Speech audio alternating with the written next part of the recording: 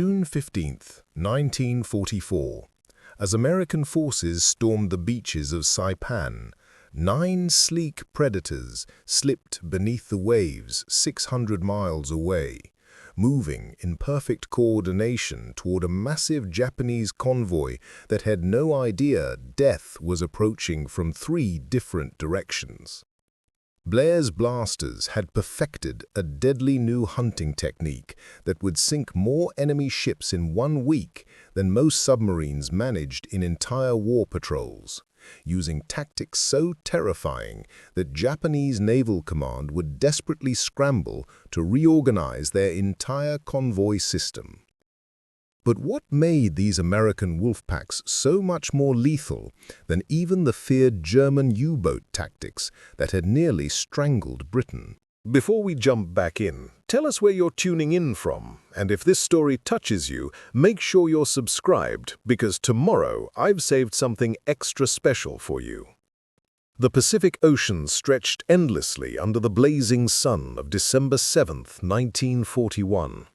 Admiral Isaruku Yamamoto stood on the bridge of his flagship, watching the final preparations for what would become the most daring naval attack in history. His pilots were already airborne, racing toward a sleeping American naval base called Pearl Harbor. The Japanese Imperial Navy had spent decades preparing for this moment, building the most powerful fleet the world had ever seen. Their massive battleships could fire shells weighing as much as small cars across 20 miles of open ocean. Their aircraft carriers launched hundreds of the finest fighter planes ever built. Every officer had trained for years to fight the decisive battle that would crush the American Pacific Fleet in one glorious engagement. But Admiral Yamamoto had a secret fear that kept him awake at night. While his surface ships dominated every ocean, lurking beneath the waves was a weapon he could not fully control or understand. American submarines had been patrolling Pacific waters for months before the war began. These steel sharks moved silently through the depths, invisible to radar and nearly impossible to detect. Unlike the grand battles between mighty fleets that Japanese naval doctrine had planned for decades, submarine warfare was a deadly game of hide-and-seek, played in the crushing darkness 300 feet below the surface. The Japanese Navy had built their entire strategy around the concept of decisive battle. Every battleship, every aircraft carrier, every destroyer had been designed to meet the American fleet in one massive confrontation somewhere in the Central Pacific. Japanese naval officers studied famous sea battles from history, dreaming of the day they would recreate the glory of Admiral Nelson at Trafalgar or Admiral Togo at Tsushima. They trained endlessly for surface combat, perfecting their gunnery and torpedo attacks. Night fighting became their specialty, as Japanese sailors learned to fire with deadly accuracy in complete darkness, using only star shells for illumination. This obsession with surface warfare created a dangerous blind spot. Anti-submarine warfare received almost no attention from the Imperial Navy's leadership. While German U-boats were already terrorizing British shipping in the Atlantic Ocean, sinking hundreds of merchant vessels every month, Japanese naval planners dismissed submarines as minor threats. They assumed American submarines would behave exactly like Japanese submarines, focusing on attacking warships rather than merchant ships. This assumption would prove catastrophically wrong. The economic foundation of Japan's Pacific Empire rested entirely on merchant shipping. Every gallon of oil, every ton of rice, every bullet and bandage needed by Japanese forces scattered across thousands of Pacific islands had to travel by ship. The distances were staggering. From Tokyo to the newly conquered territories in Southeast Asia stretched over 3,000 miles of open ocean. Supply convoys had to navigate through dozens of narrow straits and channels, past countless small islands that could hide enemy submarines. A single tanker carried enough fuel to keep an entire airbase operational for weeks. One transport ship loaded with ammunition could supply a whole infantry division for months of fighting. Japanese merchant captains sailed these dangerous waters with growing unease as 1942 progressed. Strange reports filtered back from the outer islands. Ships were disappearing without any distress calls. Convoys that left port with 10 vessels would arrive at their destinations with only 8. Sometimes wreckage would wash ashore days later, twisted metal that looked like it had been torn apart by massive explosions. The few survivors who made it to lifeboats told terrifying stories of ships that simply vanished in towering columns of fire and smoke, attacked by invisible enemies they never saw coming. Meanwhile, 3,000 miles away in Pearl Harbor, a quiet revolution was beginning. Captain Charles Lockwood had taken command of the Pacific Submarine Force with orders to wage unrestricted warfare against Japanese shipping. The men under his command were about to discover that everything they had learned about submarine tactics in peacetime exercises was completely wrong. American submarines had trained for years to attack enemy battleships and aircraft carriers in carefully planned ambushes. They practiced diving deep to avoid destroyers, then surfacing to fire single torpedoes at maximum range before fleeing back to safety. But the Pacific War demanded something entirely different. Japanese convoys moved in scattered groups across vast distances, protected by fast destroyers equipped with deadly depth charges. A lone submarine attacking such a convoy faced impossible odds. Even if the first torpedo hit its target, the escorting warships would immediately counterattack with devastating force. Depth charges weighing 300 pounds each would explode all around the submarine, creating pressure waves powerful enough to crush steel hulls like tin cans. Many American submarines vanished during these early attacks, taking their entire crews of 80 men down to the ocean floor. The solution would come from an unexpected source. Reports from the Atlantic described German wolf-pack tactics that were destroying British shipping at an alarming rate. Groups of U-boats working together could overwhelm convoy defenses through coordinated attacks from multiple directions. While escort ships chased one submarine, others could attack the helpless merchant vessels from different angles. The mathematics were simple but devastating. 3 submarines attacking simultaneously could sink 3 times as many ships while facing the same level of defensive fire. But could these German tactics work in the Pacific? The distances were much greater, the convoys smaller, and American submarines had never trained for coordinated group attacks. Communication between submerged submarines was nearly impossible with 1943 technology. Radio signals could not penetrate seawater, and surface communication would expose the submarines to enemy aircraft and radar. The Pacific Ocean was so vast that submarines could easily become separated by hundreds of miles, unable to find each other or coordinate their movements. As 1943 dawned, American submarine commanders faced a deadly puzzle that would determine the fate of the Pacific War. The answer arrived in a classified telegram that changed everything. On March 12, 1943, Admiral Ernest King sent a secret message to Admiral Chester Nimitz at Pearl Harbor. The words were simple but revolutionary. Form a group of 4 to 6 submarines trained to work together in coordinated attacks. King had watched German wolf packs tear apart British convoys in the Atlantic, sinking over 6 million tons of shipping in 1942 alone. Now he wanted American submarines to unleash the same devastating tactics against Japanese merchant fleets in the Pacific. Captain Charles Swede Mommsen read the orders with growing excitement. A tall, quiet man with piercing blue eyes, Mommsen had spent months studying reports from the Atlantic War. German U-boat commanders like Gunther Prien and Otto Kretschmer had perfected deadly hunting techniques that turned submarine warfare into a science of destruction. But the Pacific presented completely different challenges. German wolf packs sometimes included 20 or more submarines attacking convoys of 100 ships.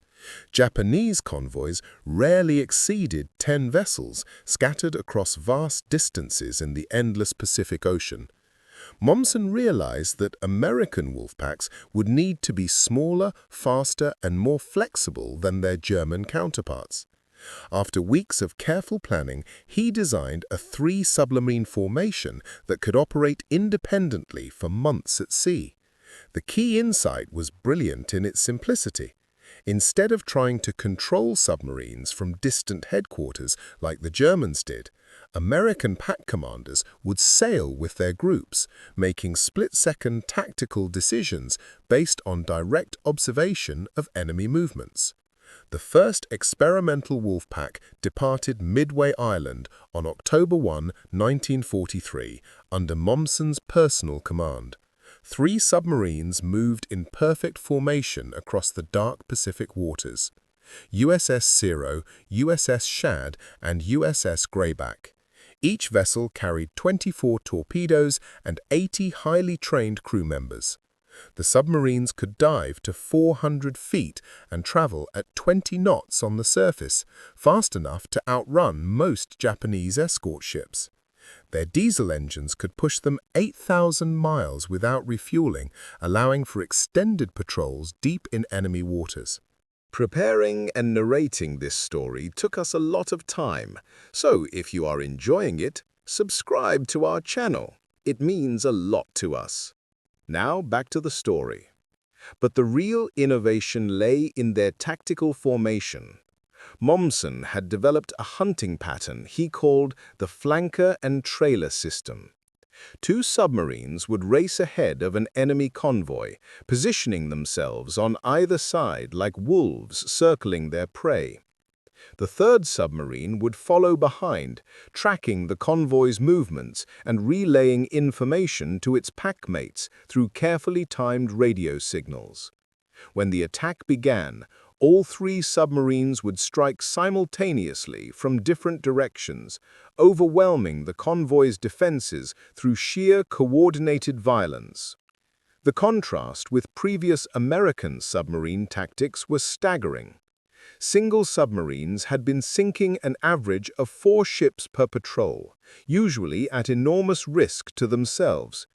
Japanese destroyers had become expert at hunting lone submarines, using sonar and depth charges to track down and destroy their attackers. Many American submarines never returned from their solitary missions, vanishing without trace in the vast Pacific waters. Families back home received telegrams explaining that their sons and husbands had been lost in action in the Pacific theater, with no details about how or where they died. Wolf pack tactics changed everything about submarine warfare in the Pacific. The 3-boat formation could attack convoys from multiple angles while maintaining constant communication through high-frequency radio systems. If Japanese escorts chased one submarine, the other 2 could continue their attacks uninterrupted. The psychological effect on enemy crews was devastating. Merchant sailors who survived these coordinated attacks described the terror of watching torpedoes streak toward their ships from 3 different directions simultaneously, with no way to predict which submarine would strike next. Japanese convoy commanders found themselves facing an impossible tactical situation. Traditional anti-submarine warfare involved focusing all defensive efforts on hunting down a single attacker. Destroyers would race toward the torpedo tracks, dropping depth charges in patterns designed to trap one submarine in a killing zone 300 feet below the surface. But wolf-pack attacks created chaos that no defensive doctrine could handle. While destroyers chased phantom contacts in one direction, real submarines would be launching torpedoes from completely different positions. The Americans gave their wolf packs colorful names that reflected their deadly efficiency. Blair's blasters operated under Captain Leon Blair, a soft-spoken officer who had sunk 12 Japanese ships during previous patrols. Park's pirates followed Commander Lewis Parks, whose aggressive tactics had earned him the nickname Lucky among his crew members. Whitaker's wolves hunted under Commander Reuben Whitaker, a former football player whose submarine had survived 4 depth-charge attacks during solo missions earlier in the war. Each wolf pack developed its own hunting techniques based on the personalities and experience of their commanders. Some preferred night surface attacks, racing through convoy formations at high speed while firing torpedoes at point-blank range. Others specialized in daylight submerged attacks, using periscope observations to track enemy movements before striking from unexpected angles. The most successful packs combined both tactics, adapting their methods based on weather conditions, enemy escort strength, and the strategic value of their targets. British accent. American submarine crews called their hunting grounds Convoy College, a deadly classroom where they learned to perfect their coordinated attacks through constant practice. The results spoke for themselves with mathematical precision. Wolf packs were sinking Japanese ships at 3 times the rate of individual submarines, while suffering significantly lower casualty rates. By early 1944, American submarine wolf packs were destroying over 200,000 tons of Japanese shipping every month, strangling the supply lines that kept Japan's Pacific Empire alive. The moment of reckoning came on a moonless night in January 1944, when Japanese Admiral Soemu Toyoda received the report that would shatter his confidence forever. Standing in the war room of the Imperial Navy headquarters in Tokyo, surrounded by charts showing the vast Pacific Ocean dotted with red pins marking sunken ships, Toyoda stared at numbers that seemed impossible to believe. American submarines had sunk 265,000 tons of Japanese shipping in November alone. That represented 43 merchant vessels carrying fuel, food, ammunition, and reinforcements to Japanese forces scattered across thousands of Pacific islands. But the numbers told only part of the terrifying story. Japanese convoy commanders were reporting attacks unlike anything they had ever experienced. Captain Hiroshi Nakamura had commanded merchant vessels for 20 years, surviving storms, pirates, and enemy aircraft throughout his career. Nothing had prepared him for what happened to convoy MOTA-03 on the night of December 15, 1943. His tanker was carrying 8,000 tons of aviation fuel to Japanese air bases in the Marshall Islands when torpedo explosions erupted simultaneously from 3 different directions. Nakamura watched in horror as USS Harder fired 4 torpedoes from his port side, while USS Hake launched 3 more from starboard. Before his crew could even sound the alarm, USS Ray surfaced directly ahead of the convoy and began firing at point-blank range. The coordinated attack lasted exactly 11 minutes. When the smoke cleared, 7 Japanese ships were either sinking or already beneath the waves. The escort destroyers found themselves chasing shadows in the darkness, while real submarines continued their deadly work from positions no one had anticipated. The psychological impact on Japanese naval officers was devastating. Everything they had learned about submarine warfare during decades of training proved useless against these coordinated wolfpack attacks. Traditional anti-submarine tactics involved hunting individual submarines through careful sonar tracking and depth charge patterns. A single submarine could be cornered and destroyed through persistent pursuit by experienced destroyer crews. But 3 submarines working together created tactical chaos that overwhelmed every defensive measure the Japanese Navy had developed. Admiral Toyoda called an emergency meeting of his senior staff in the heavily guarded bunker beneath Imperial Navy headquarters. The concrete walls were 3 feet thick, designed to withstand the heaviest American bombing attacks. Charts covered every surface, showing shipping routes across the Pacific that had become death traps for Japanese merchant vessels. Red circles marked the locations where wolfpack attacks had occurred, creating a pattern of destruction that stretched from the Philippines to the Central Pacific Islands. Captain Toshio Miyazaki, the Navy's leading expert on anti-submarine warfare, delivered his assessment with obvious reluctance. The Americans had completely changed their submarine tactics, adopting techniques that the Japanese Navy had never encountered before. Single submarines attacking convoys could be detected and destroyed through standard procedures, but coordinated attacks by multiple submarines created impossible tactical situations where Japanese escort vessels found themselves outnumbered and outmaneuvered by invisible enemies operating beneath the surface. The economic implications were staggering. Japan's Pacific Empire depended entirely on merchant shipping to transport raw materials from conquered territories back to the home islands. Rubber from Southeast Asia, oil from the Dutch East Indies, rice from occupied China, and strategic metals from various Pacific islands all traveled by ship through convoy routes that American wolfpacks were systematically destroying. Without these supplies, Japanese factories could not produce the aircraft, ships, and weapons needed to continue the war.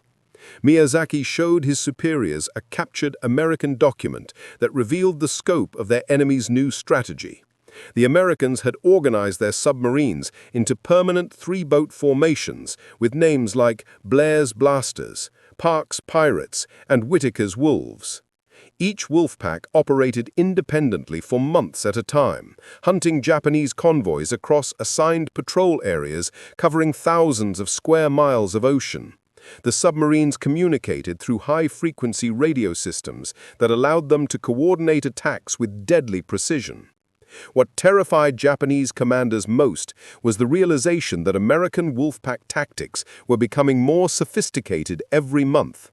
Early attacks had been crude affairs, where submarines simply converged on convoys and fired all their torpedoes as quickly as possible. But by late 1943, American submarine crews were executing complex tactical maneuvers that demonstrated months of practice and refinement. They had learned to time their attacks perfectly, striking when Japanese escorts were distracted or out of position. The most devastating example occurred during the Battle of the Philippine Sea in June 1944. While Japanese and American carrier forces fought their climactic aerial battle above the surface, American submarine wolfpacks operated with deadly efficiency in the depths below. USS Albacore torpedoed and sunk the aircraft carrier Taiho, flagship of the Japanese mobile fleet.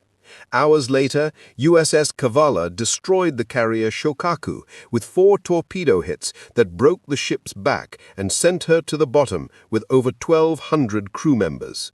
British Admiral Toyota understood that these attacks represented more than tactical victories. The Americans had solved the fundamental problem of submarine warfare in the Pacific Ocean. The vast distances that had protected Japanese shipping lanes for decades now worked against them. American wolfpacks could operate for months without returning to base, hunting convoys across patrol areas larger than most countries. Japanese escort vessels, designed for short-range operations close to home ports, could not maintain effective protection across such enormous distances. Standing before his assembled staff officers, Toyota delivered a sobering assessment that would echo through the highest levels of Japanese military command. The American submarine campaign had evolved from a nuisance into an existential threat to Japan's ability to continue the war. Wolfpack tactics had transformed individual submarine attacks into coordinated campaigns of economic destruction that were strangling Japan's Pacific Empire more effectively than any conventional military strategy. The transformation was complete, and Japan faced an enemy it could neither predict nor effectively counter. The final chapter of Japan's submarine nightmare began at dawn on June 9, 1945, when 9 American submarines slipped beneath the dark waters of the Tsushima Strait like steel phantoms entering a forbidden realm. Operation Barney represented the ultimate evolution of wolfpack tactics, as these underwater predators prepared to penetrate the Sea of Japan itself, the body of water Japanese naval officers called the Emperor's Private Pond. For 4 years, no enemy submarine had dared enter these sacred waters that surrounded the Japanese home islands. Now, Captain George Pierce led his wolf pack through a dense minefield using revolutionary sonar technology, each submarine following a precise course that threaded between hundreds of contact mines designed to sink any vessel that approached Japan's inner defenses.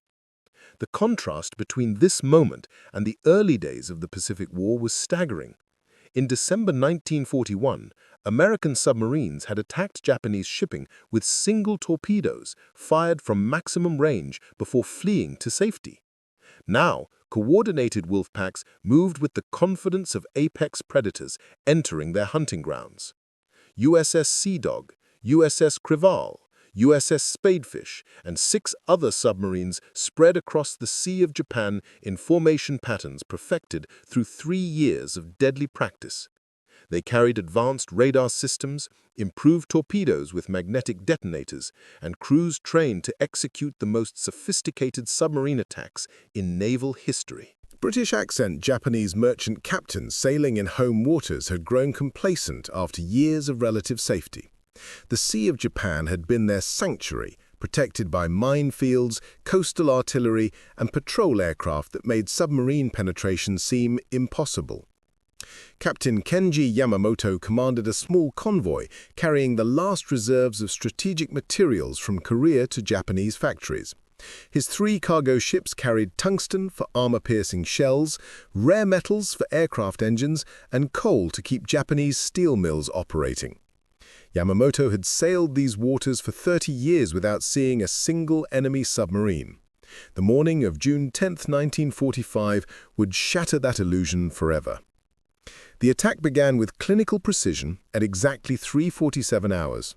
USS Wahoo fired 3 torpedoes at the lead cargo ship from a range of 800 yards, while USS Tinosa struck the second vessel from the opposite direction.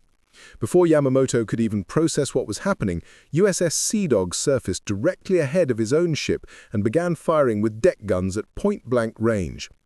The coordinated assault lasted exactly 7 minutes. When the smoke cleared, all 3 Japanese ships were either sinking or damaged beyond repair. The escort patrol boats found themselves firing at empty water, while real submarines had already disappeared beneath the surface to hunt their next targets. Word of the penetration reached Tokyo within hours, sending shockwaves through the highest levels of Japanese military command. Admiral Soemu Toyoda stood in his underground command center, staring at reports that seemed to come from a nightmare. American submarines were operating freely in Japanese home waters, attacking shipping within sight of the sacred Mount Fuji. The psychological impact was devastating. If enemy submarines could reach the Sea of Japan itself, then no Japanese vessel was safe anywhere in the Pacific Ocean. The mathematical reality was even more terrifying than the symbolic violation. Over the next 3 weeks, Operation Barney submarines sank 28 Japanese vessels, totaling 57,000 tons of shipping. But the numbers represented only the visible destruction. Japanese merchant captains began refusing to sail even in protected coastal waters. Fishing fleets stayed in port rather than risk encounter with American wolf packs. The flow of raw materials from Korea and Manchuria to Japanese factories slowed to a trickle, then stopped completely in many strategic industries. Captain Hiroshi Nakamura, who had survived the earlier Wolfpack attack on convoy MOTA-03, found himself assigned to one of the last merchant vessels still attempting to transport supplies between Japanese home islands. Standing on the bridge of his coal transport on the morning of June 28, 1945, Nakamura reflected on how completely the war had changed. In 1942, Japanese convoys had sailed across the Pacific with confidence, protected by powerful naval escorts and supported by aircraft from dozens of island bases. Now, even sailing between Japanese ports had become a death sentence. The irony was not lost on Nakamura or other experienced Japanese naval officers. Their navy had spent decades preparing for the decisive fleet battle that would determine control of the Pacific Ocean. Every battleship, aircraft carrier, and destroyer had been designed and trained for the climactic engagement where Japanese naval power would crush the American Pacific Fleet in one glorious confrontation. Instead, the war had been decided by submarines operating in small groups, sinking merchant vessels one by one in a campaign of economic strangulation that Japan's grand fleet strategy had never anticipated or prepared to counter. By August 1945, American submarine wolf packs had sunk over 5 million tons of Japanese merchant shipping, representing 56% of Japan's entire merchant marine. The numbers told a story of systematic destruction that had crippled Japan's ability to wage war more effectively than any conventional military campaign. Without fuel from the Dutch East Indies, Japanese aircraft sat grounded on their airfields. Without raw materials from Southeast Asia, Japanese factories could not produce the weapons needed to defend the home islands. Without food imports from occupied territories, Japanese civilians faced starvation in major cities. The strategic implications extended far beyond simple tonnage statistics. American wolfpack tactics had solved the fundamental challenge of submarine warfare in the Pacific Ocean. The vast distances that had once protected Japanese shipping lanes now worked against them, as coordinated submarine groups could operate independently for months across patrol areas covering millions of square miles of ocean. Japanese anti-submarine forces, designed for defensive operations close to home ports, proved completely inadequate for protecting merchant convoys across such enormous expanses of hostile water. Admiral Chester Nimitz, reviewing the final statistics of the submarine campaign from his headquarters at Pearl Harbor, understood that wolfpack tactics had achieved something unprecedented in naval warfare. A relatively small force of fewer than 300 submarines had brought the world's third-largest naval power to the brink of economic collapse. The key had been coordination and persistence rather than overwhelming numbers.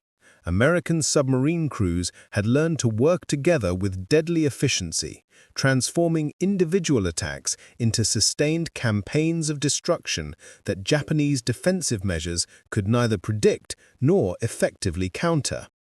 The lessons extended beyond the immediate tactical success. Wolfpack operations had demonstrated the power of adaptive learning in warfare. American submarine commanders had studied German U-boat tactics, modified them for Pacific conditions, and continuously refined their techniques through practical experience. Each successful attack provided data that improved the next operation. Failed missions were analyzed to prevent repetition of tactical errors. The result was a learning organization that became more effective with each month of combat experience.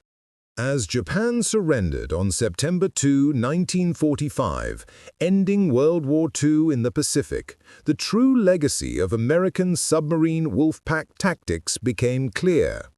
These coordinated attacks had proven that technological innovation combined with tactical flexibility could overcome seemingly impossible odds. The same Japanese Navy that had achieved stunning victories at Pearl Harbor and across the Pacific in 1942 had been systematically defeated by an enemy that learned to adapt faster than they could respond. The final irony was that Japan's own submarine force had possessed the technical capability to execute similar tactics against American shipping. Japanese submarines were technologically advanced, with longer range and greater diving depth than their American counterparts. But cultural and doctrinal constraints had prevented Japanese submarine commanders from adopting the coordinated group tactics that proved so devastatingly effective. They remained focused on attacking enemy warships rather than merchant vessels, missing the strategic opportunity to strangle American supply lines across the Pacific. Standing on the deck of USS Missouri in Tokyo Bay as Japanese officials signed the surrender documents, Admiral Nimitz reflected on the campaign that had brought the Pacific War to its conclusion. The decisive battles had not been fought between mighty fleets of battleships and aircraft carriers, as pre-war strategists had predicted. Instead, victory had been achieved by small groups of submarines working together beneath the waves, demonstrating that warfare's future belonged to those who could adapt, coordinate, and learn faster than their enemies. The American submarine Wolfpack campaign had rewritten the rules of naval warfare forever. Up next, you've got 2 more standout stories right on your screen. If this one hits the mark, you won't want to pass these up. Just click and check them out. And don't forget to subscribe and turn on the notification bell so you don't miss any upload from us.